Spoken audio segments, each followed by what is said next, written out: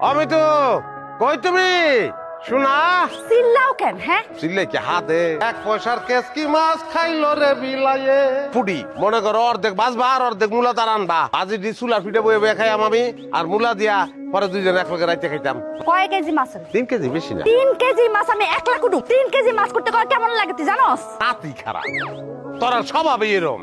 আমার মায়ের দেখছি 7 কেজি 8 কেজি মাছ কুটতে আলাইছে তুই 3 কেজি ভাল ভাত খাস না 3 কেজি কুটার বিটা করে হ্যাঁ? তোর মাছ কই কাটে? তুই কিন্তু আমার অপমান করার চেষ্টা করতাছিস। তুই আমার অপমান করার অসুবিধা মাছটি অপমান করলি কেন? তুই অলক কি তোর ফিরিয়া বের করবো নাহলে ঘরে লোক খাইব না।